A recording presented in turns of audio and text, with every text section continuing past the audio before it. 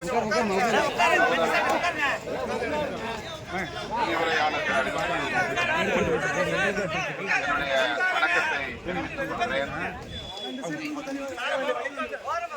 முழுவதும் உங்கள் போராட்டம்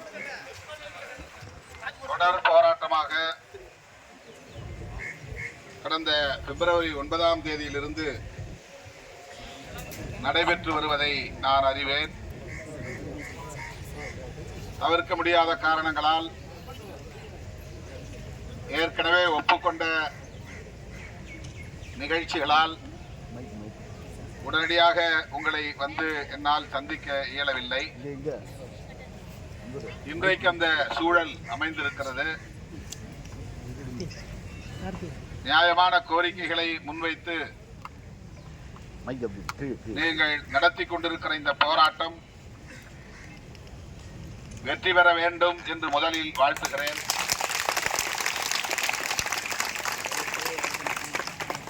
அதிகாரிகளை தொடர்பு கொண்டு இந்த போராட்டம் குறித்து ஏற்கனவே நான் பேசியிருக்கிறேன். மாண்புமிகு அமைச்சரையும் தொடர்பு கொண்டு இது குறித்து பேசியிருக்கிறேன். தேர்தல் நெருங்கிவிட்டது. சட்டமன்ற கூட்டமும் நடைபெற்றுக் கொண்டிருக்கிறது. 2 நாட்களில் அதுவும் நிறைவடைந்துவிடும். இந்த சூழலில் ஒரு கொள்கை முடிவை அரசு எடுக்க வேண்டும் என்று நாம் இந்த போராட்டத்தின் ஊடாக வலியுறுத்துகிறோம். தேர்தலுக்கான அறிவிப்பு வெளியாகிவிட்டால் அதன் பின்னர் எந்த நிலைப்பாட்டையும் அரசால் எடுக்க முடியாது. 2 வாரம் இடைவெளி இருக்கும் என்று நான் நம்புகிறேன். எனவே மாண்புமிகு முதல்வர் அவர்கள் கௌரவ விரிவுரையாளர்களின் இந்த நியாயமான கோரிக்கைகளை கனிவோடு பரிசீலித்து நிறைவேற்ற வேண்டும் என்று இந்த போராட்ட களத்தில் இருந்து நான் வேண்டுகோள் விடுக்கிறேன். சட்டமன்றம் நடந்து கொண்டிருக்கிற சூழலில் எமது சட்டமன்ற உறுப்பினர்களின் வாயிலாக முதல்வரின் கவனத்திற்கு இதை உடனடியாக எடுத்துச் செல்வதற்கும் உரிய முயற்சிகளை மேற்கொள்வேன்.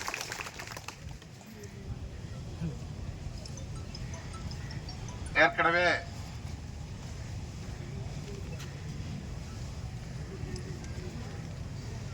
சம வேலைக்கு சம ஊதியம் என்கிற கோரிக்கை, 12 மாத ஊதியம் என்கிற கோரிக்கை,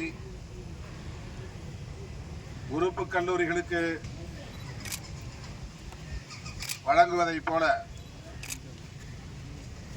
அரசு கல்லூரி கௌரவ விரிவுரையாளர்களுக்கும்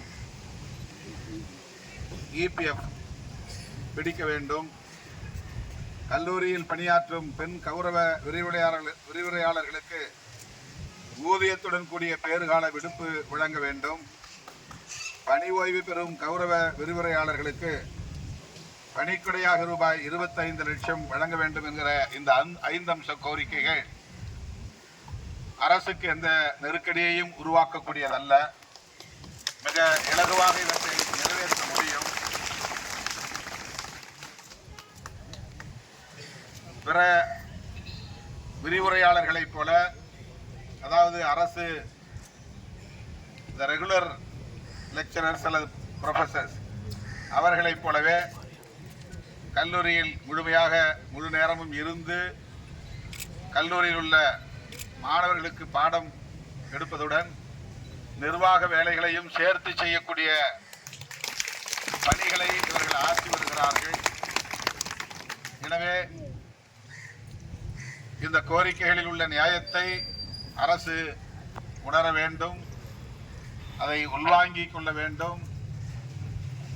இதில் எந்த தயக்கமும் காட்டக்கூடாது என்பது விடுதலை சிறுத்தைகளின் வேண்டுகோள். 2 நாளில் மாண்புமிகு முதலமைச்சர் அவர்களின் கவனத்திற்கு இந்த பிரச்சனையை எடுத்துச் சென்று இதற்கு தீர்வு காண அனைத்து முயற்சிகளையும் மேற்கொள்வேன் என்கிற ஒரு செய்தியை உங்களோடு சேர்ந்து நான் தெரிவித்துக் கொள்கிறேன். உங்களுக்கு வாக்குறுதி தருவதற்காக நான் வரவில்லை, உங்களோடு சேர்ந்து போராடுவதற்காக வந்திருக்கிறேன்.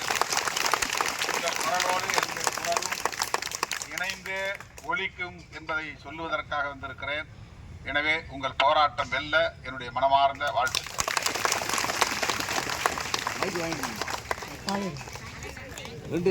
ரெண்டு மைக்கு வாங்கி